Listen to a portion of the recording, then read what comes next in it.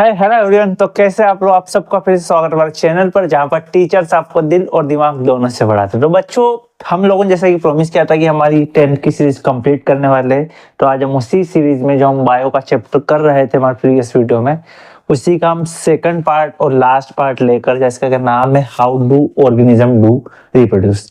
तो आज इस चैप्टर को हम बिल्कुल डिटेल से करेंगे, और जो हमारा सेक्सुअल रिप्रोडक्शन बच रहा है, तो असेक्सुअल हमने प्रीवियस वीडियो में ऑलरेडी क्लियर कर लिया है। तो आज हम लोग सेक्सुअल रिप्रोडक्शन को बिल्कुल डिटेल से करेंगे, जिसके बाद की होंगे आपके सारे डाउट्स क्रिस्टल क्लियर। तो चलिए बच्चों, शुरू करते हैं बिना किसी देरी की वीडियो को। वीडियो शुरू से करने से पहले अगर आप लोग हमारे चैनल पर नए हैं, चैनल को लाइक, शेयर और सब्सक्राइब करना बिल्कुल ना भूलें, जिससे कि आप लोग हमारी आने वाली अगली वीडियो को नोटिफिकेशन बिल्कुल भी मिस ना कर पाए। And one more thing student, actually video shoot करने में बहुत मेहनत लगती है, तो please show some support for us. Thanks for watching. Now come on the topics. Okay, so previous chapter में हम लोगों ने असेक्सुअल रिप्रोडक्शन को कंप्लीटली कवर कर लिया था। जो आपकी प्रीवियस वीडियोस का जो लिंक है मैं आपको कमेंट सेक्शन में डाल दूंगा डिस्क्रिप्शन, जिससे कि आप लोग उसको देख सकते हैं। जो आपने अगर नहीं देखा है तो आपको इस चैप्टर का प्रीवियस पार्ट देख लीजिएगा, फिर इस वीडियो को आप अच्छे से वॉच कर सकते हैं। तो बच्चों, हम बात करते हैं सेक्सुअल रिप्रोडक्शन के बारे में। ओके, तो सबसे पहली बात आपको ये याद रखनी कि जनरली जितने भी ऑर्गेनिजम्स के अंदर सेक्सुअल रिप्रोडक्शन कंडक्ट होगा, ओके, उसमें मेल और फीमेल दोनों पार्ट लेंगे। First point clear? ओके, देखते हैं। It is the production in which both sexes male and females are needed to produce new organisms. Clear? Means new organisms को produce करने के लिए इस टाइप के रिप्रोडक्शन में हमको मेल और फीमेल दोनों पार्ट्स की नीड होगी। That's it. Now come on the next slide. Okay, अब सेक्सुअल रिप्रोडक्शन क्यों, क्या नीड है इसकी?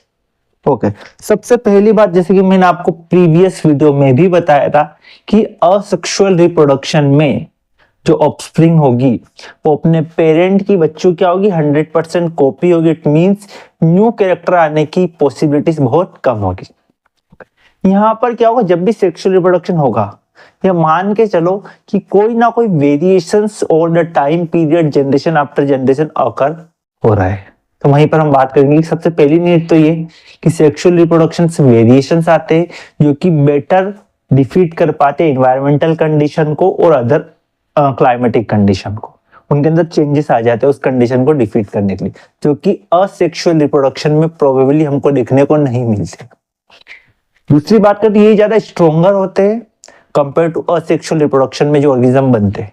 बात करते हैं इसी के बारे में।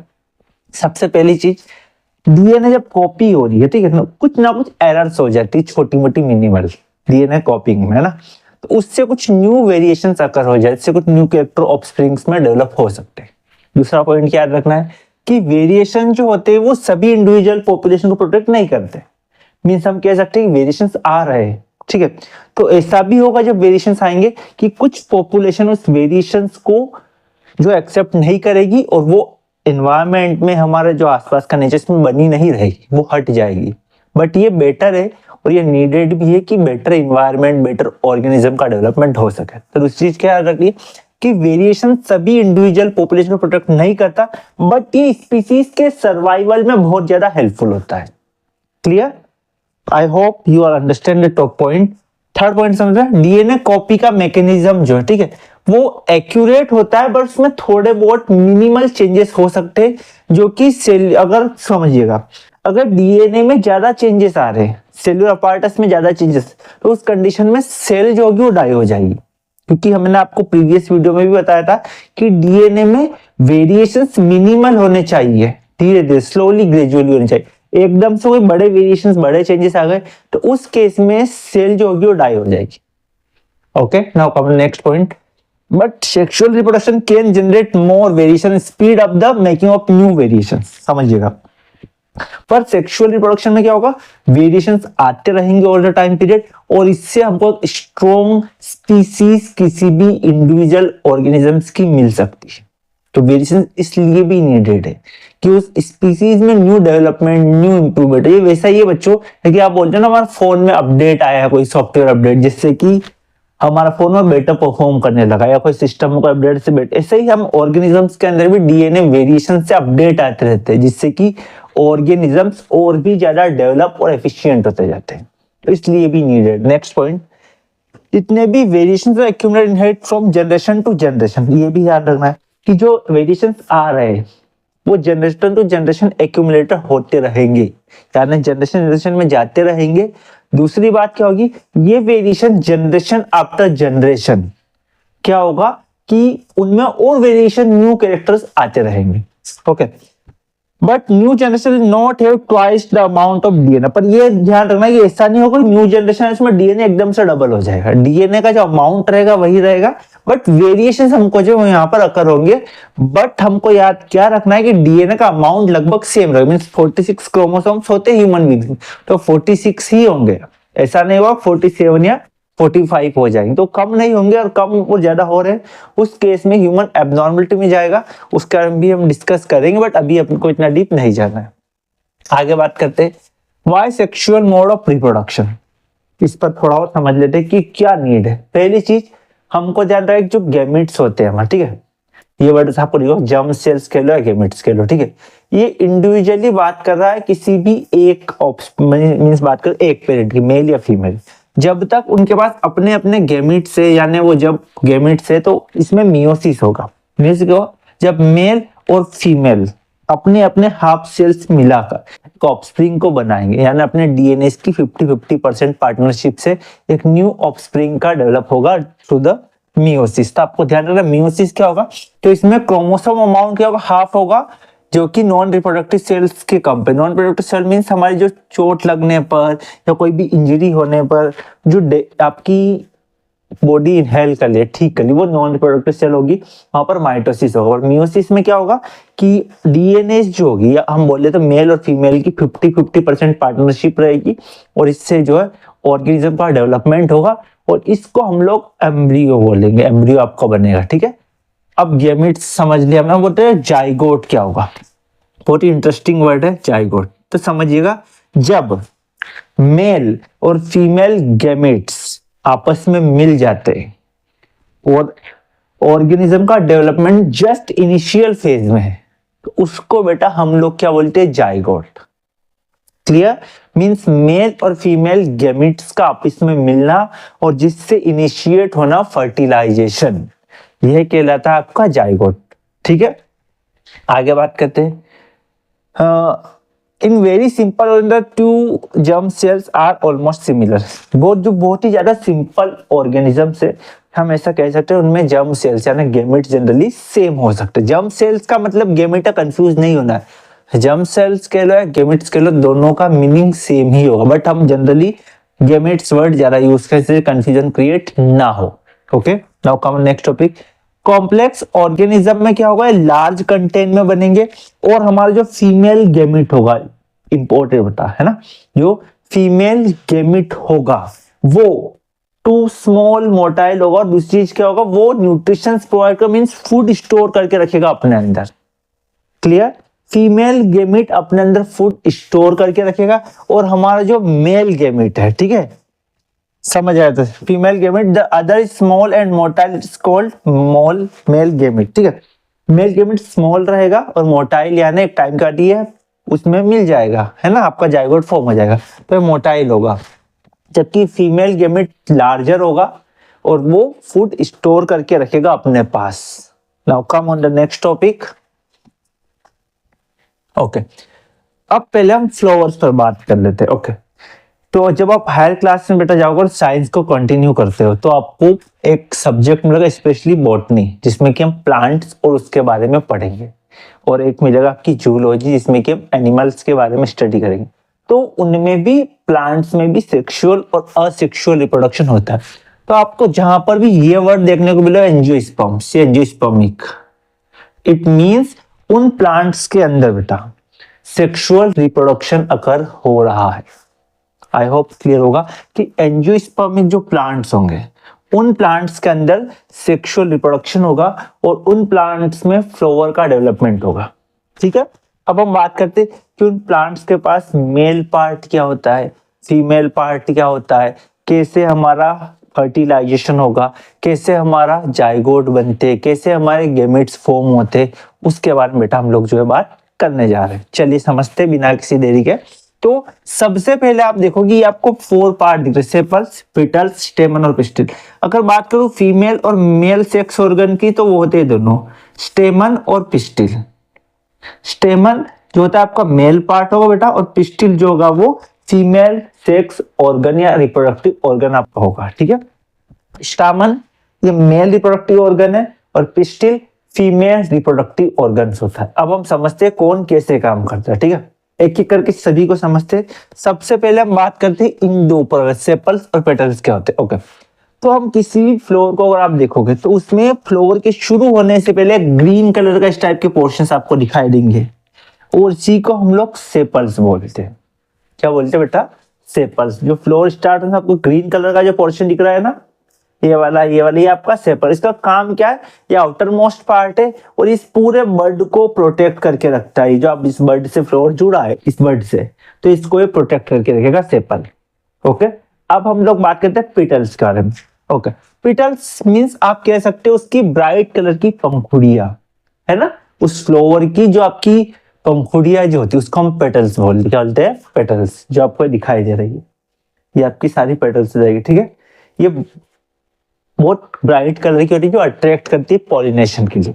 पॉलिनेशन क्या है बेटा, उस पर भी हम लोग बात करने जा रहे हैं। ठीक है, तो दो चीजें आई होप क्लियर होगी। सेपल्स क्या है? तो एक ग्रीन कलर का जो फ्लोर लाइक स्ट्रक्चर में आपको स्टार्टिंग ऑफ क्लियर सेपल्स है। काम क्या है इसका? आउटर मोस्ट पार्ट होता है, प्रोटेक्ट होता है बर्ड को। पिटल्स क्या होते हैं? ब्राइटली कलर्ड होती है और आपके लीफ लाइक जो स्ट्रक्चर है ये होती है पॉलिनेटर्स को अपने अट्रैक्ट करती है। आगे समझते हैं। अब हम बात करते हैं मेल और फीमेल पार्ट के बारे में। ओके, और पॉलिनेशन क्या होता है उस पर भी हम लोग बात करेंगे। ओके, पॉलिनेशन समझने से पहले हमको मेल और फीमेल पार्ट का जो है वो समझना है नीडेड है। सबसे पहले आप ध्यान से देखिए बच्चों, ये जो स्ट्रक्चर आपको दिख रहा है ये वाला फ्लावर के अंदर, ये वाला ये बेटा होता है हमारा मेल पार्ट, जिसको कि हम लोग स्टामन बोलते हैं। क्या बोलते हैं? स्टेमन। ठीक है, ये मेल पार्ट। ओके, अब जो आपको ये येलो कलर वाला पोर्शन दिख रहा है ऊपर, ये इसको बेटा हम लोग एंथर बोलते हैं। क्या बोलते हैं? एंथर। और ये जो आपको थ्रेड लाइक स्ट्रक्चर दिख रहा है जिससे कि आपका एंथर जो है ये सेपल पेटल से जुड़ा हुआ है, ठीक, इसको हम लोग बोलते हैं फिलामेंट। क्या बोलते हैं? फिलामेंट। अब समझिएगा सारा खेल क्या है। ओके, बहुत ही बेसिक से समझा रहा हूँ जिससे आपको अच्छे से क्लियर हो जाएगी। ये जो आपका एंथर है इसके अंदर एक कुछ स्पेस है जिसको हम पोलन सेक बोलते हैं। क्या बोलते हैं? पोलन सेक। ठीक है, इस एंथर के अंदर कुछ स्पेस है, उसके अंदर पोलन सेक होती है और पोलन सेक के अंदर, स्पेस के अंदर, सिर्फ सेक का मीन्स बोरिया होती है। ठीक है, तो स्पेस के अंदर ऐसे बहुत ही स्मॉलर टीनी ऐसे आपके बॉल लाइक सब्सटेंस उसके अंदर भरे होंगे। ठीक है, इन्हीं को हम बोलते हैं पोलन ग्रेन। क्या बोलते हैं? Pollen grain. समझ आया होगा यहाँ तक? एक बार समझते हैं। ये आपका एंथर है, सॉरी स्टेमन है, और ये फिलामेंट है आपका, और ये जो येलो पार्ट दिख रहा है आपका एंथर है। इस एंथर के अंदर स्पेस है, उसको पोलन सेक बोलेंगे। उस स्पेस के अंदर होंगे आपके पोलन ग्रेन, और ये है मेल पार्ट। और ये पोलन ग्रेन याद रखिए, इससे हम आगे बात करने वाले हैं। ओके, अब हम लोग बात करते हैं फीमेल पार्ट, जो कि आपको सेंटर में दिख रहा होगा ये। ओके, इस पार्ट को बेटा हम लोग बोलते हैं पेस्टिल। क्या बोलते हैं? पेस्टिल। इस पर बात करते हैं। तो सबसे पहले आपको ये जो स्ट्रक्चर दिख रहा है अपर साइड में, स्टिग्मा बोलते हैं इसको बेटा, स्टिग्मा। ओके, इसको बोलते हैं स्टिग्मा। इसका काम भी समझाऊंगा। उसके बाद आपको ये सेंटेंस को स्टाइल बोलते हैं। ट्यूब लाइक जो स्ट्रक्चर है इसको स्टाइल बोलते हैं। और यहाँ पर आपके ओव्यूल्स होंगे ये, और ये जो स्टाइल के बाद जो ब्रॉडन थोड़ा सा स्ट्रक्चर आपको दिखाई दे रहा है, ठीक है, जिसको हमने यहाँ पर मार्क किया, इसको हम बेटा ओवेरी बोलते हैं। क्या बोलते हैं? ओवरी। ठीक है, आई होप यहाँ तक क्लियर होगा फीमेल पार्ट भी, कि फीमेल पार्ट का नेम पिस्टिल है। जो सबसे अपर पार्ट है क्राउन जैसा, उसको हम स्टिग्मा बोलते हैं। ट्यूब लाइक जो स्ट्रक्चर उसको स्टाइल बोलते हैं। और उसके बाद जो थोड़ा सा ब्रॉडन पार्ट है ना, उसको हम लोग ओवरी बोलते हैं, है ना? यहाँ तक क्लियर होगा। अब इन फ्लावर्स में रिप्रोडक्शन होता कैसे है उस पर बात करते हैं। ओके, ध्यान से समझिएगा बच्चों। सबसे पहले क्या होगा, दोनों चीज समझा रहा हूं। पॉलिनेशन पर बात कर लेते हैं। पॉलिनेशन होता क्या है? ओके, अब ध्यान से, ट्रांसफर होता है किसका? इन पोलन ग्रेन्स का। किनका? Pollen grain. पोलन ग्रेन्स किसके पास है? एंथर के पास। Transfer of pollen grains from anther to stigma, transfer of pollen grains from anther to stigma, this is known as pollination. Pollination two types का होगा आपका, self pollination और cross pollination, उस पर बात करने जा रहे हैं। Just give me 2 minutes. Okay, I hope यहां तक समझ आएगा। स्टेमन मेल पार्ट है और पिस्टिल आपका जो है फीमेल पार्ट है। अब ओरी क्या, ये आपका स्वेलन पार्ट जो ऑलरेडी बता दिया, इसी के अंदर एक्सेल यानी फीमेल गेमेट होंगे। स्टाइल ये वाला पार्ट है, मिडल वाला ट्यूब लाइक ऑलरेडी बता दिया है, ठीक है। अब स्टिग्मा थोड़ा सा ब्रॉड होता है, जो कि पोलन ग्रेन्स को अपने पास ले लेता है। ओके, अब ये पोलन ग्रेन स्टिग्मा के पास जाने वाले इस पिस्टिल से होते हुए इस ओवरी के अंदर चले जाते हैं। इस ओवरी में पहले से एग होते हैं और ये एग फर्टिलाइज होकर बनाते हैं हमारे, क्या बनाएंगे बेटा, जाइगोट। क्योंकि शुरुआत में अभी ये गेमिट है, इसके पास ये जो पोलन से गेमिट है, और इस ओवरी में जो एग है वो अभी क्या है, वो भी गेमिट है। और मैंने बताया था कि जब ये गेमिट्स आपस में मिलते हैं तो बेटा हमारा जाइगोट फॉर्म होगा। आई होप समझ आओ। चलिए आगे बात करते हैं। ओके, ये पॉलिनेटर्स, इनके बारे में बात करने वाला हूं, समझिएगा। ये already definition, transfer of pollination, transfer of pollen from anther to stigma, transfer of pollen from anther to stigma. Stamen नाम इसलिए दिया है कि इस पूरे पार्ट, मेल सेक्स ऑर्गन को हम लोग स्टामन बोलते हैं, और उसका जो अपर पार्ट जो अपने अंदर आप कह सकते हो कि पोलन ग्रेन्स को कंसिस्ट कर, उसको क्या बोलते हो, एंथर। तो आप यहाँ पर एंथर भी लिखोगे तो भी कोई इश्यू नहीं है, करेक्ट होगा, कोई मार्क्स नहीं डिडक्ट होंगे। और स्टामन लिख रहे हो तब भी आपके कोई भी मार्क्स नहीं कटेंगे। अब हम बात करें सेल्फ पॉलिनेशन और क्रॉस पॉलिनेशन दोनों के बारे में।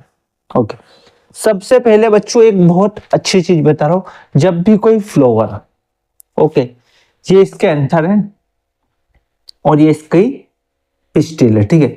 इसमें से पोलन ग्रेन्स जब उसी फ्लावर की स्टिग्मा को फ्यूज कर जाइगोट बनाएगा, यानी कि जब सेम फ्लावर को ही फ्यूज किया जाएगा सेम प्लांट के साथ। ओके, जब सेम फ्लावर को ही फ्यूज किया जा रहा है तो उसको हम लोग सेल्फ पॉलिनेशन बोलेंगे। फ्लावर सेम रहेगा, मीन्स ये फ्लावर है तो इसी फ्लावर पर ये पॉलिनेशन आ रहे हैं और इसको फ्यूज कर रहे हैं, तो ये हो गया सेल्फ पॉलिनेशन। और इसमें हमको किसी भी इंसेक्ट्स, वाइंड, एयर, इनकी नीड नहीं है, वाटर। अब ये क्या है, इन पर बात करेंगे। अब बात करते हैं क्रॉस पॉलिनेशन। तो समझिएगा, जब पोलन ग्रेन्स, ठीक है, एक फ्लावर से दूसरे फ्लावर के पास जा रहा है, ठीक है, इसमें प्लांट भी चेंज हो सकता है ना, उसी स्पीशीज का होना चाहिए बट हो सकता है दूसरा प्लांट हो, ठीक है। जब पोलन ग्रेन्स, ठीक है, एक फ्लावर से किसी दूसरे फ्लावर पर जा रहे हैं, मान लो इसके पोलन ग्रेन्स और इस स्टिग्मा तक आ रहे हैं, ठीक है, तो इसको हम लोग क्रॉस पॉलिनेशन बोलते हैं। और ये जो कंडक्ट करवाते ऑर्गेनिज्म, वो कौन हो सकता है आपका, बाय वाइंड हो सकता है, वाटर हो सकता है, एनिमल, इनमें क्योंकि क्रॉस पॉलिनेशन को एजेंट्स की नीड लगेगी। दूसरी चीज, अब इनके पास कैसे आ रहा है, मान लो ये इंसेक्ट है ना, इसके ऊपर आकर बैठा तो इसके लेग्स पर, इसकी बॉडी पर ये पोलन ग्रेन्स स्टिक हो जाते हैं। और जब किसी डिफरेंट दूसरे फ्लोर पर जाकर बैठा तो पोलन ग्रेन्स इसके स्टिग्मा पर ही गिरा देता है। हवा से भी ये पोलन ग्रेन्स उड़कर किसी और प्लांट पर जा सकते हैं, पानी के साथ बहकर भी ये जो पोलन ग्रेन्स किसी दूसरे प्लांट को, दूसरे फ्लोर को पोलिनेट कर सकते हैं। बट याद रखना स्पीसीज सेम होनी चाहिए ना, ऐसा नहीं होगा कि रोज का जो आपका पोलन ग्रेन है या आपका लिली का जो पोलन किसी और प्लांट को और फ्लावर को वो पोलिनेट करेगा, यहाँ पर ये चीज बिल्कुल नहीं होगी, ठीक है। तो आपको ध्यान रखना से ऑर्गेनिज्म में जो चीज है सेम ऑर्गेनिज्म सेम कोई पोलन आपका गैमेट बनाएगा, जाइगोट बनाएगा, वैसी प्लांट्स में भी सेम चीज फॉलो होगी। ओके, तो आई होप क्रॉस और सेल्फ पॉलिनेशन दोनों ही आपको समझ आ गए होंगे। ओके, ये वही चीज है ना जो अपन ने अभी डिस्कस किए। देखो, जहां से यहाँ से पोलन ग्रेन्स आए, इस स्टिग्मा से होता हुआ ये मेल गैमेट आ रहा है और इस ओवेरी से ये आ गया आपका यहाँ जर्म सेल्स में, ठीक है। और यहाँ पर आपका गैमेट से बन गए जाइगोट, ठीक है। अब ये जाइगोट बन गया आपका, यहाँ पर ये जाइगोट फर्दर डेवलप हो, फर्टिलाइजेशन का जाइगोट बना, ये मेल फीमेल है और मेल दोनों मिलकर क्या बना, जाइगोट। जाइगोट से फॉर्म होता है आपका एम्ब्रियो, ये आपको दिख रहा है बेटा, एम्ब्रियो। और ये एम्ब्रियो ही डेवलप होकर सीड फॉर्म कर देता है, ठीक है, आपको दिख रहा है सीड। और इस सीड के फिर से जर्मिनेट करके एक न्यू प्लांट, न्यू आपका और स्पीसीज से बना देगा।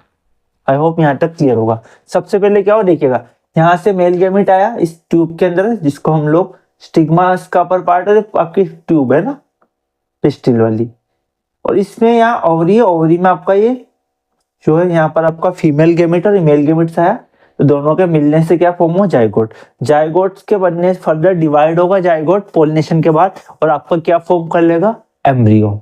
ठीक, ये एम्ब्रियो डेवलप होने के बाद आपका सीड फॉर्म कर लेगा और ये सीड जर्मिनेट हो जाएगा। आई होप यहाँ तक क्लियर होगा। यानी जाइगोट सेलुलर डिवाइड होता रहेगा। ये जाइगोट जो बनाना बेटा, सेलुलर डिवाइड होकर एम्ब्रियो और सीड बनाएगा। ये आपको दिख रहा होगा आई होप। ठीक है, तो ऐसे पूरी प्रोसेस होती है प्लांट्स के अंदर। ये आप देख सकते हैं, इसकी एक रीडिंग लगा लीजिएगा तो आपको और अच्छे जो चीज मैंने समझाई क्लियर हो जाएगी। आई होप वीडियो आपको पसंद आ रही होगी। वीडियो में आगे बढ़ने से पहले अगर आप चैनल पर नए हैं तो वीडियो को लाइक, शेयर और सब्सक्राइब करना बिल्कुल ना भूलें। चलिए आगे बढ़ते हैं। ओके, वही बात है। ओके, समझते इसको थोड़ा और। जब हम एक सीड को 2 पार्ट्स में डिवाइड करते हैं, ठीक है, इसे खोलते इसको कोटिलिडन बोलते हैं।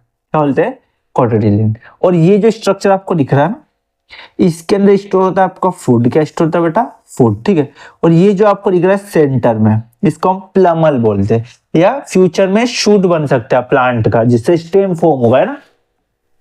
ठीक है, और ये आपका रेडिकल है नीचे वाला पार्ट। ठीक है, जो आपकी फ्यूचर की रूट होगी।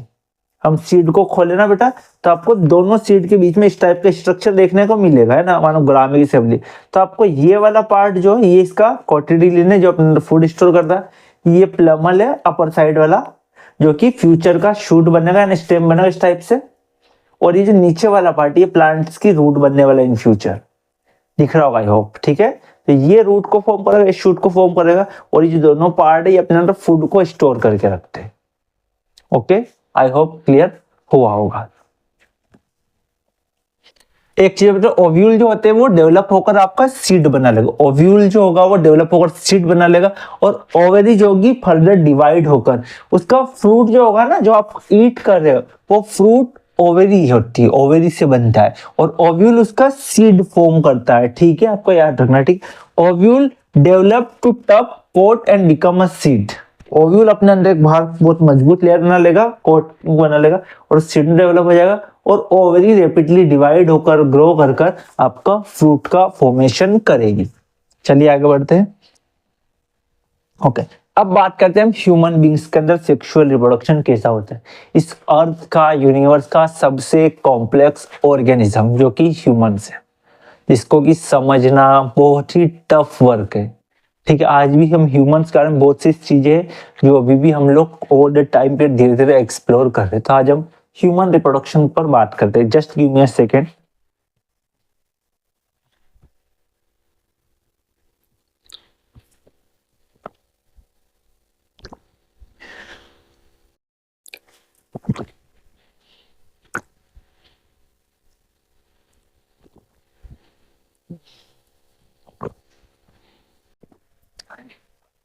ओके, चलिए शुरू करते हैं ह्यूमन रिप्रोडक्शन। ओके, अब बात करते हैं बिल्कुल बेसिक से। ठीक है, अगर हम अर्ली टीनेज की बात, टीनेज मींस 13 से लेकर 19 ईयर के बीच वाली एज। ठीक है, टीनेजर्स इनको हम बोलते हैं। ठीक, appearance, proportion of body change. इस एज में जनरली हम देखेंगे हम ह्यूमंस की बॉडी में बहुत सारे चेंजेस हमको अकर होंगे, देखने को मिलेंगे। ओके, क्या क्या हो सकते हैं। ठीक है, इस टाइम पर हमको एंड सेंशन appear this change indicate the sexual maturation. और इस चेंजेस में के टाइम पर, इसी टाइम पर हम ह्यूमंस के अंदर सेक्सुअल मैच्योरेशन जो होती है वो डेवलप होती है 13 से लेकर 19 ईयर के एज में। ठीक है, वो पुबर्टी वाली एज ऑलरेडी हमने प्रीवियस क्लासेस में डिस्कस की है। तो हम ह्यूमंस में 13 ईयर से 19 ईयर की एज के अंदर कुछ मैच्योरेशन आते हैं, चेंजेस आते हैं, और सेक्सुअल अंडरस्टैंडिंग आती है ऑर्गेनिज्म के बारे में। ओके, अब क्या क्या चेंजेस हमको बॉयज और गर्ल्स में कॉमनली देखने को मिलेंगे, उस पर हम लोग बात करने वाले हैं। ओके, सबसे पहले हम बात करें thick hair grow in armpit. ठीक है, हमारी आर्म पीट्स में थिक हेयर्स ग्रो करना शुरू करेंगे, है ना। आपकी आर्म पीट में क्या होंगे, हेयर्स का डेवलपमेंट स्टार्ट हो जाएगा इस एज में। ठीक है, general area which become darker in colour, है ना। और ये एरिया जनरली इन हेयर्स की ग्रोथ की वजह से डार्कर हो जाएंगे, ब्लैक होते जाएंगे कलर में। ठीक, आगे समझते हैं। Thinner hair on legs, arms and face. हमारे जो फेस स्ट्रक्चर, यहाँ पर भी पतले पतले बाल, हैंड्स पर, आर्म्स में, और हमारे लेग्स में, पैरों में भी पतले पतले हेयर्स लाइक फॉलिकल आते रहेंगे। हेयर्स का डेवलपमेंट होना स्टार्ट हो जाए इसके बाद। ठीक, skin frequently become oily, that में कॉज पिंपल। ये बहुत बड़ी प्रॉब्लम आजकल के यूथ की। कि स्किन में ऑयलीनेस बढ़ जाएगी ना, सेबेकियस ग्लैंड, ऑयली ग्लैंड एक्टिव हो रहे हैं, जिसकी वजह से पिंपल और ये वाली प्रॉब्लम्स भी देखने को मिलेगी इन टीनेजर्स को। आगे बढ़ते हैं। ओके, अब गर्ल्स में क्या चेंजेस होंगे, बॉयज में क्या चेंज होंगे ह्यूमन बींग्स में, उस पर हम लोग बात कर लेते हैं। ओके, सबसे पहले change in girls, breast size increase, breast का साइज जो होगा इंक्रीज हो जाएगा, and darkening skin of nipples, nipples की स्किन डार्कनिंग स्टार्ट हो जाएगी इस एज के साथ। ठीक है, सेकेंड पॉइंट, मेंस्ट्रुएशन यानी MNC cycle, menstruation cycle will be start after 13 to 14 year के बाद आपकी मेच्योर साइकिल भी स्टार्ट हो जाएगी पुबर्टी वाली एज के अंदर। तो दो चेंजेस हमको जनरली गर्ल्स में देखने को मिलेगी। अब बात करते हैं मेल की। ठीक है, thick hair on face, face पर आपको ये हेयर्स ग्रो होना शुरू हो जाएंगे। वॉइस बिगिन ऑफ क्रैक, ये आपका वोकल कार्ड एडम से एप्पल क्रैक होगा, और मेल्स की आवाज भारी होती जाएगी ना, उसका पिच बढ़ जाएगा। ठीक है, erection of penis in day dream और नाइट। ठीक है, पेनिस इरेक्ट करना शुरू कर देगा स्पर्म सेल्स को इस एज के बाद। बात करते हैं, all this changes occur slowly and gradually. ठीक है, ये चेंजेस स्लोली और ग्रेजुअली होते हैं। ठीक है, the pattern and duration of this change are varied in different people, है ना। एक और चीज हम बात करेंगे 13 to 19। अब ऐसा नहीं होगा कि सब में 13 ईयर के बाद ही ये चेंजेस आ जाएगी, इसमें कुछ सालों का, कुछ टाइम का वेरिएशन हो सकता है ना। किसी में 14 ईयर के बाद चेंजेस आए, किसी में 13 में आ जाए, किसी में 15 के बाद देखने को मिले। तो इन वेरिएशंस का time period people to people भी डिपेंड करेगा, यानी सब में सारे चेंजेस एक साथ नहीं होंगे, किसी में थोड़ा पहले हो सकते हैं, किसी में हो सकता है टाइम के बाद, तो बट चेंजेस देखने को मिलेंगे। ओके, आगे बात करते हैं, different pattern of hair growth, size, shape और ब्रेस्ट ऑफ पेनिस। ठीक, इसमें भी हेयर की ग्रोथ, साइज, शेप, ब्रेस्ट और पेनिस, इनकी साइज में भी अलग अलग होगा। ऐसा नहीं कि सभी की ग्रोथ सेम पैटर्न या सेम टाइप से होगी। ठीक है, इसमें भी वेरिएशंस हो सकता है, किसी कम तो किसी की ज्यादा ग्रोथ हो सकती है। आगे बात करते हैं, up to adult stage resources of the body mainly used to growth not for maturation. ठीक है, जब तक हम ग्रो कर रहे हैं ना, मीन्स आप बोलोगे जबकि आपकी बॉडी मेनली ग्रो हो रही है, तो उस टाइम पर आप मैच्योरेशन पर फोकस नहीं कर रहे, सिर्फ ग्रोथ पर फोकस हो रहा है, स्लो डाउन रहा है। जैसे हमारी रिप्रोडक्टिव एज आती है, उसके बाद सडनली ग्रोथ की जो स्पीड है वो इंक्रीज हो जाएगी। ठीक है, और अगर देखा जाए तो गर्ल्स में ये जो चेंजेस वो ज्यादा जल्दी फास्टली हमको देखने को मिलेंगे as compare to male. Okay, तो हम बात करते हैं आगे, पुबर्टी वाली बात कर चुके हम लोग। Change during puberty are signals of sexual maturity. Puberty की एज में जो चेंजेस आ रहे हैं ऑर्गेनिजम्स के अंदर, वो सेक्सुअल मैच्योरिटी, ऑर्गेनिज्म हो रहे सेक्सुअली मैच्योर, तो उस चीज को इंडिकेट करती है। That can individual can identify then for mating, है ना। इससे हम आइडेंटिफाई कर सकते हैं इंडिविजुअल्स को कि वो मेल है या फीमेल है जनरली। चलिए आगे बात करते हैं।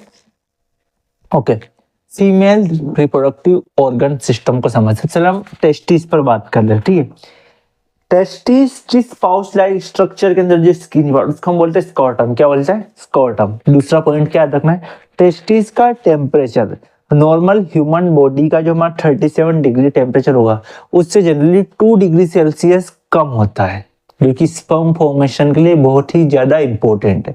तो टेस्टिस का टेम्परेचर बॉडी के पूरे टेम्परेचर से जनरली 2 डिग्री जो होगा वो कम होगा। ओके, जो नीडेड है for the formation of sperm. ठीक है, बात करें, it's consist of 2 testis ducts deliver to germ cells. 2 testis होगी सारे मेल्स में, और डक्ट होंगे जो स्पर्म्स को जनरेट करेंगे। एक चीज आप इस डायग्राम से देखो, बहुत बेसिक से समझा रहा हूं। ठीक है, ये आपकी टेस्टिस है। ठीक है, ये इसकी सबसे बाहर का एपिडर्मिस होता है, और ये टेस्टिस जो होती है वो आपका स्पर्म फॉर्मेशन करेगी, सीमन बनाएगी। ओके, अब ये आपको जो दिख रहा है ना, ये वैसा डिफरेंस है, दोनों ट्यूब लाइक स्ट्रक्चर, ये सेम पाथवे है आपके।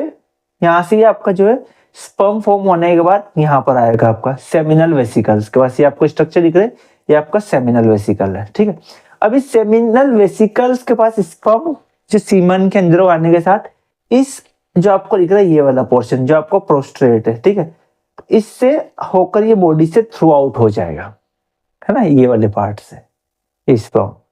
अब आपको क्या ध्यान रखना है, क्या चीज समझना हो समझना, ये जो आपका पाथवे है ना, जो आपका वैसा डिफरेंस से आ रहा है, और उसके बाद ये प्रोस्टेट ग्लैंड से होकर आपका जो ये सेम पाथवे यूरिन के लिए भी होगा, और यही पाथवे वर्क करेगा फॉर एजेकुलेट ऑफ सीमन, और सीमन अपने अंदर छोटे स्पर्म को कंसिस्ट करके रखता है। ठीक है, ओके समझते हैं एक बार इसको। It's germ cells sperms are form, ये किसको फॉर्म करता है? स्पर्म्स को फॉर्म करता है। टेस्टिस कहाँ होती है? स्कोटा में बात कर चुके, टेम्पररी लोअर होगा। टेस्टिस हार्मोन टेस्टोस्टेरोन को रेगुलेट करेगी। इस टेस्टोस्टेरोन हार्मोन्स की वजह से ही ये पेनिस और ये आपकी टेस्टिस एक्टिवेट होकर आपके स्पर्म और सीमन को फॉर्म करेगी बेटा। ठीक है, तो ध्यान रखना ये कि सीमन फॉर्म होगा due to the testosterone hormone की रेगुलेशन से। ओके, अब बात करें हम डक्ट्स के बारे में। डक्ट्स ऑलरेडी हमने अभी प्रीवियस स्लाइड में बात की, थोड़ा और समझा देता हूँ। देखिएगा, डक्ट्स ये होता है आपका स्पर्म, ये हेड वाला पार्ट है, और ये सेल की सारी इंफॉर्मेशन ये हेड ही अपने साथ कंसिस्ट कर। दूसरी चीज, ये हेड ही एग सेल को फ्यूज करेगा। ठीक है, दूसरा आपको ये मिडिल पीस दिख रहा है, स्पर्म का सारा न्यूट्रिशन जो इसको अलाइव रखता है, इसको काम करने में, मूवमेंट में हेल्प करता है, मतलब इसको जिंदा रखेगा, इसको न्यूट्रिशन देगा, वो सारा न्यूट्रिशन इस मिडिल पीस में होगा। और ये टेल जो आपको दिखाई दे रही है, ये स्पर्म को डायरेक्शन मूव करने में हेल्प करेगी। आई होप समझ आएगा। हेड सारा सेल इंफॉर्मेशन रखता है, न्यूक्लियस, डीएनए, क्रोमोसोम, सब इंफॉर्मेशन इसके पास होगी। ये मिडिल पीस न्यूट्रिशन प्रोवाइड करवाएगा, और ये टेल आपको जो दिखाई दे रही है बेटा ना, ये इसकी डायरेक्शन ढूंढने में हेल्प करेगा। इसके बाद हम लोग बात कर चुके प्रीवियस स्लाइड पर भी, आप इसकी एक रीडिंग लगा लीजिएगा, मैंने ऑलरेडी इसको डिस्कस कर दिया है। ओके, सो नेक्स्ट स्लाइड पर मूव होता है, आप 2 सेकंड इसको देख लीजिए और एक रीडिंग लगा लीजिए, then will move on the next slide, क्योंकि ऑलरेडी हमने सारे पाथवे को डिस्कस कर चुके हैं। ठीक है, देखिएगा एक पॉइंट, आपका जो यूरेथ्रा होगा, ठीक है, वो सेम पाथवे होगा जो यूरिनरी ब्लैडर, यूरिन के पास आउट के लिए, और आपका सीमन के पास के आउट के लिए काम करेगा। बाकी आप देख लीजिए। Now come on the next slide. Okay, अब बात करेंगे फीमेल रिप्रोडक्टिव ऑर्गन की। जैसे मेल के पास 2 टेस्टिस होती है, वैसे ही फीमेल के पास बेटा 2 ओवरीज होती है हमारे रिप्रोडक्टिव ऑर्गन के अंदर। ठीक है, ये आपकी दोनों साइड में ओवरीज दिख रही है। दूसरी चीज इंपॉर्टेंट है, फीमेल्स के पास जो भी एग सेल होते हैं, जो एग वो मैच्योरेशन साइकिल में रिलीज करेगी, एवरी मैच्योरेशन साइकिल में एक एक रिलीज होगा। ठीक है, जो ब्लड क्लोटिंग, ब्लड क्लस्टर के साथ बॉडी से शेड ऑफ हो जाएगा। चलिए उस पर बात करते हैं। तो मैं बात कर रहा हूँ फीमेल में जितने भी एग्स फॉर्म होते हैं वो बाय बर्थ इमेच्योर कंडीशन में बॉडी में आ जाते हैं। ठीक है, जब मैच्योरेशन साइकिल स्टार्ट होगी ना, तो उसके बाद ये एग्स मैच्योर होने के बाद हर एक एमएनसी साइकिल में एक एग जो है बॉडी से शेड ऑफ हो जाएगा। समझ आए?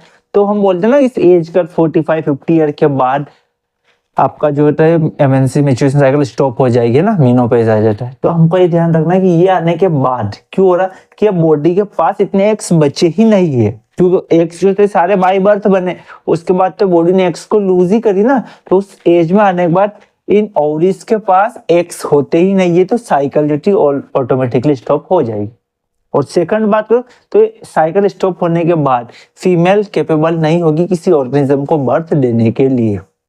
ओके, आई होप समझ आएगा। चलिए इसको पढ़ लेते एक बार। ठीक है, फीमेल पार्ट है आपकी ये ओवरीज, जो कि समझिए फेलोपियन ट्यूब, ये आपको दिख रहा है, इसको हम बोलते हैं ओविडक्ट या फेलोपियन ट्यूब। ओके, और ये होता है बेटा हमारा यूट्रस। क्या क्या होगा? यूट्रस होगा। ओके, इस ओवरीज से जो एग होते हैं वो यूट्रस के अंदर आते हैं।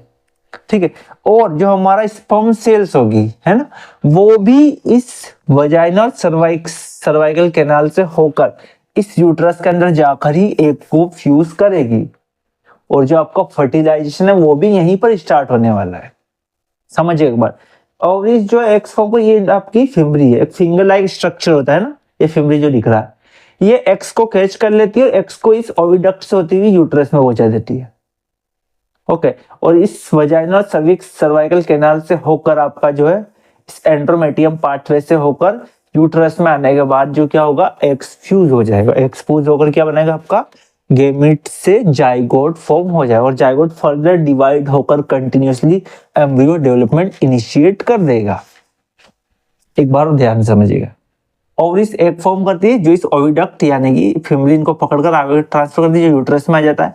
यहाँ से आपका स्पर्म जाएगा और इस यूट्रस के अंदर जो फर्टिलाइजेशन स्टार्ट हो जाएगा। ठीक है, वजाइना और सर्विक्स जो ये पाथवे प्रोवाइड करवाएगा किसको, स्पर्म को, है ना, यूट्रस में जाने के लिए। ठीक है, फीमेल जर्म सेल को ओविमा एक बोलते हैं जो ओवरीज बनाती है। They are also produce some hormone, और फीमेल सेक्स हार्मोन होता है एस्ट्रोजन, ध्यान रखिएगा, female sex hormone estrogen, male sex hormone testosterone. ठीक है, ओके आगे बढ़ते हैं। ओके, अभी हमने बात की थी, ये आपकी फिमरी है और ये आपकी ओवरी, ये किसने फॉर्म किया, और ओव्यूम आपका यहाँ से आया और ये आपका स्पर्म आ रहा है यूट्रस से। ठीक है, तो ये आपका जो है यहाँ पर फर्टिलाइजेशन हो रहा है, इसी दिख रहा है आपको, यहाँ पर फर्टिलाइजेशन होगा और आपका जाइगोट फॉर्म, और ये जाइगोट फर्दर डिवाइड होगा। ठीक है, day 1 day 2 day 3 8 cell stage में यहाँ पर आ जाएगा। इसके बाद ये आगे यूट्रस में आने के बाद एम्ब्रियो का आपका डेवलपमेंट स्टार्ट हो जाएगा। तो आपको ध्यान रखना, ओवरी से ओव्यूम फिमरी की हेल्प से इस फेलोपियन ट्यूब के अंदर आएगी, और फेलोपियन ट्यूब से जो है यहीं पर आपका एक सेल स्पर्म सेल आएगा ना, यूट्रस सर्विक्स से होकर, और ये आपका जाइगोट बनाएगा गैमेट से। ठीक है, तो आपको ध्यान रखना है। ओके, प्लेसेंटा, ये दिख रहा है आपको प्लेसेंटा। ओके, होता है क्या समझते हैं ना, this is the disc of special tissue, एक स्पेशल टिश्यूज की डिस्क होगी जो एम्ब्रियोनिक यूट्राइन वॉल से कनेक्ट होगी to connect foetus to mother, जो कि मदर को फिटस से कनेक्ट रखता है, और इस फिटस को न्यूट्रिशन प्रोवाइड करने का काम भी इसी का होता है। It's consist villi to the embryo side, embryo side में विलाई होगी, on the mother side of blood space. ठीक है, यहाँ पर विलाई होगी, मदर साइड ब्लड स्पेस रहेगी, surrounding villi increase surface area, और विलाई जो होती है अपने सरफेस एरिया को इंक्रीज करती रहती है। प्लेसेंटा समझ आया होगा आई होप, कि डिस्क लाइक स्ट्रक्चर है, जो ये दिख रहा है आपको, ये आपका प्लेसेंटा है, और ये आपका जो है बच्चे से कनेक्टेड होता है। ओके, आपका फंक्शंस क्या काम आता है प्लेसेंटा, है ना, बॉडी में क्या फंक्शंस करेगा, प्लेसेंटा का काम क्या है, बात करते हैं। The embryo get nutrition from the mother's blood, embryo को जितना भी न्यूट्रिशन से वो मदर के ब्लड से मिलेगा इस प्लेसेंटा की हेल्प से। दूसरा point, transport glucose and oxygen from mother to embryo, ये प्लेसेंटा ही है जो ग्लूकोज और ऑक्सीजन का ट्रांसफर करेगा, और वेस्ट को भी रिमूव यही करेगा ब्लड से, ऑफस्प्रिंग से वेस्ट जो है ना उसको भी इसी प्लेसेंटा से ही वो रिमूव होगा। ठीक है, और क्या होगा, डेवलपमेंट और child inside the mother's body takes about 9 month. ठीक है, फीमेल बॉडी में बच्चे का डेवलपमेंट होना लगभग 9 मंथ लगता है, ऑलरेडी पता है हमको। The child is born as a result of rhythmic contraction of muscles of the uterus, uterus muscles के रिदमिक कॉन्ट्रैक्शन होने की वजह से चाइल्ड का डेवलपमेंट होता रहता है। After delivery baby should be breast feed, ये ऑलरेडी हम डिस्कस कर चुके हैं कि उसकी बर्थ होने के बाद एटलीस्ट 6 मंथ तक तो हमको न्यूबॉर्न को वाटर भी कंज्यूम नहीं करवाना चाहिए, सिर्फ उसको मदर जो ब्रेस्ट फीड है वही करवाना चाहिए एटलीस्ट फॉर 6 मंथ। ठीक है, तो आपको ध्यान रखना है। Okay, what happen when the egg is not fertilised, अगर एग फर्टिलाइज नहीं हो रहा इस केस में क्या होगा, ध्यान से भाई, जब एग फर्टिलाइज नहीं हो रहा है उस केस में जो हमारी मैच्योरेशन साइकिल होगी वो ब्लड क्लस्टर और ब्लड सेल्स के साथ बॉडी से, इस यूट्रस से होता हुआ, इस सर्वाइकल कैनाल से होता हुआ, वेजाइना से होता हुआ मैच्योरेशन साइकिल के साथ बॉडी से बाहर हो जाएगा। ओके, देखिएगा, if the egg is not fertilized to live for about 1 day, the lining of uterus slowly break and comes out through the vagina as a blood and mucus। ठीक है, blood और mucus के साथ अगर fuse नहीं हुआ है release होने के 1 दिन तक तो वो बॉडी से बाहर हो जाता है। ठीक है, cyclic process occurring every month called maturation, जो हर मंथ में साइकिल होगी उसको मैच्योरेशन बोलते हैं, और इसका साइकिल 28 डेज का होता है। ठीक है, और ये 2 to 8 डेज तक चलता है ना, साइकिल 28 डेज में रिपीट होगी और 2 से 8 दिन तक साइकिल चलती है ना, ध्यान रखना है। ओके, रिप्रोडक्टिव हेल्थ क्यों जरूरी है, ठीक है, ये मेल और फीमेल अगर किसी ऑफस्प्रिंग को बर्थ दे रहे थे दोनों को ही रिप्रोडक्टिव हेल्थ बहुत अच्छी होनी चाहिए, तभी उस ऑफस्प्रिंग को वो लोग कैपेबली हैंडल कर पाएंगे या उसका डेवलपमेंट को आगे जो इनिशिएट कर पाएंगे। बात करते हैं, अ women's body and mind should be ready for sexual act. ठीक है, being pregnant, bringing child, if not her health will be adversely effect. ठीक है, तो उसको कोई मतलब ऐसा ना हो वो पहले से बीमार हो या उसकी हेल्थ को एडवर्सली इफेक्ट करे, तो फीमेल का और मेल का, दोनों का ही एक्टिव होना ज्यादा जरूरी, बट फीमेल का ज्यादा मेंटली प्रिपेयर होना इसमें नीडेड है, क्योंकि उसको 9 मंथ तक उस ऑफस्प्रिंग को अपने फीटस में उसको ग्रो कर सॉरी अपने एम्ब्रियो को डेवलपमेंट करना यूट्रस में, तो वो ज्यादा इंपॉर्टेंट है। तो इस चीज का हमको ध्यान रखना है।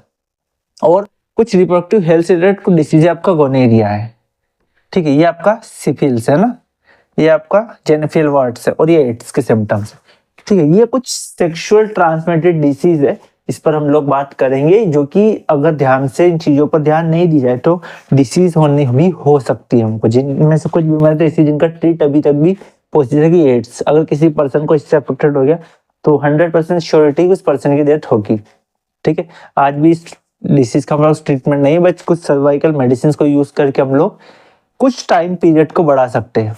चलिए बात करते हैं इस पर थोड़ा।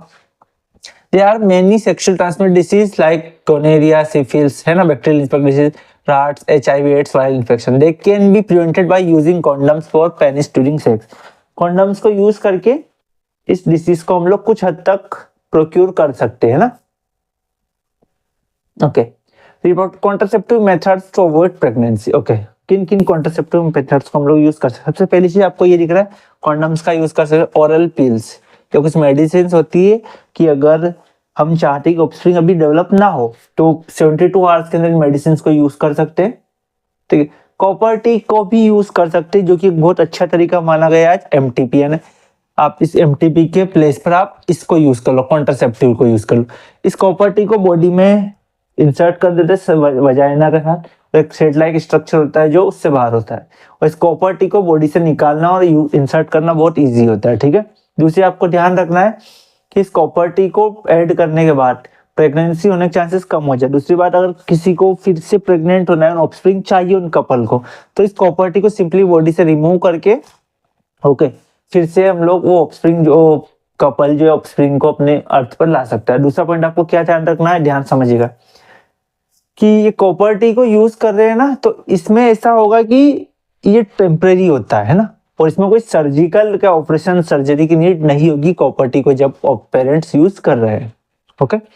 तो ये मैकेनिकल बैरियर्स होते हैं आपके preventing from sperms, condoms, covering and vagina.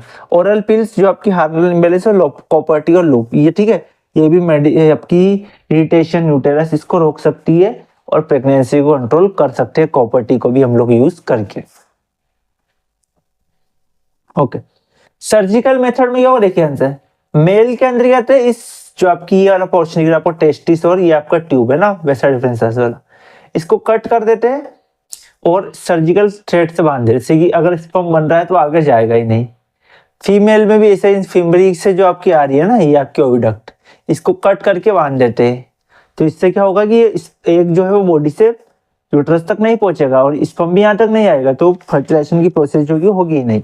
ये एक सर्जिकल मेथड है, तो इसको ये जनरली परमानेंट होती है, ओके। तो ये इसको हम बोलते हैं ट्यूबोक्टोमी। जब फीमेल में इस चीज को करते हैं, फेलोपियन ट्यूब को कट करके सर्जिकल थ्रेड से बांध देते हैं, और मेल्स में वैसा डिफरेंशियल ट्यूब को काट देते हैं, तो मेल्स में वेसेक्टोमी और फीमेल में ट्यूबेक्टोमी, ओके, पढ़ लेते हैं। Here fertilisation is prevented by blocking gamete transport. Fertilisation को गैमीट ट्रांसपोर्ट को ब्लॉक कर देते इस टाइप से ना। मेल वैसा डिफरेंस है, blocked prevent sperm transfer. Male के वैसा वैसा डिफरेंस आपको ब्लॉक करके हम लोग इस प्रिवेंट को रोक सकते हैं। और फीमेल में फेलोपियन ट्यूब, बेटा इस फेलोपियन ट्यूब को कट कर सर्जिकल थ्रेड की हेल्प से हम लोग बांध देते हैं, नोट करके, ठीक है। तो इससे भी हम लोग प्रिवेंट कर सकते हैं, ठीक है। सर्जिकल मेथड है वो long run safety, but they cause infection and other problems not perform properly. Surgical method जो लॉन्ग टाइम तक काम करती है, बट उसको ढंग से परफॉर्म नहीं किया जाए तो कई बार कुछ कॉम्प्लिकेशंस भी आ सकती है, तो हमको इस चीज पर भी ध्यान देना है, okay. Reproductive health, contraceptive method to avoid pregnancy, okay. और क्या क्या कर सकते हैं, surgery can also be used to remove unwanted pregnancy. कई बार क्या होता है कि कॉम्प्लिकेशन आ गई, हमको प्रेगनेंसी नहीं चाहिए ना, सिर्फ कुछ मेडिकल केसेस के बारे में बात कर, तो उस केसेस में इस एम्ब्रियो को बॉडी से सर्जिकली बाहर निकाल लेते हैं, ठीक है। और एमनियोसेंटेसिस भी हम इसको बोलते हैं। बात करते हैं इस पर एक एक करके, चलिए हम लोग, ठीक है। Surgery can also be use to remove unwanted pregnancy but it is misuse for illegal sex. ठीक है, पर इसका इलीगल सेक्स सिलेक्टिव अबॉर्शन में भी इसका यूज हो रहा है, जो कि कंप्लीटली गलत है। Due to this female male sex ratio is decline, so parental sex determine is prohibited. ठीक है, फीमेल और मेल सेक्स रेशियो आज के टाइम पे बहुत ज्यादा डिस्टर्ब हो रहा है। डे बाय डे फीमेल की स्पीसीज कम हो रही, तो उसको रोकने के लिए भी डॉक्टर्स, जो हमारी गवर्नमेंट अथॉरिटीज, उन लोगों ने इसको बैन कर रखा है ना। आप जनरली नहीं करवा सकते हो कि जब तक कोई मेडिकली कॉम्प्लिकेशन ना हो प्रेगनेंसी में। ठीक, जब तक नॉर्मलिटी से, तो आप जनरली इसको परफॉर्म नहीं कर सकते। आगे बात करते हैं। By reproduction population is increase, the birth and death rate is given population. ठीक है, आगे बात करते हैं। Determine size, population explosion adversely affected people's standard of living. However, inequality in society is the main reason for poor standard of living. ठीक, अगर species बढ़ रही है ना, बहुत ज्यादा ग्रोथ है, उस केस में भी क्या होगी कि जो हाई लाइफ प्रोफाइल है, हमारा लिविंग ऑफ स्टैंडर्ड, वो गिरेगा। ठीक है, तो हम उसको भी ध्यान रखना है हमको कि पॉपुलेशन ग्रोथ पर फोकस ना करने से हमको इस चीज पर फोकस करना है कि उसको हम कैसे प्रिवेंट करें, इनकी किलिंग को हम रोक सके, उस पर भी हमको ध्यान देना है। ठीक है, because prevention is better than cure. Okay, so इसी के साथ हमारा चैप्टर ओवर होता है। आई होप आप लोगों को वीडियो पसंद आई होगी। अगर वीडियो आपको पसंद आई है तो चैनल को लाइक, शेयर, सब्सक्राइब करना बिल्कुल ना भूले। सो मिलते हैं नेक्स्ट चैप्टर में। Till then bye bye, take care.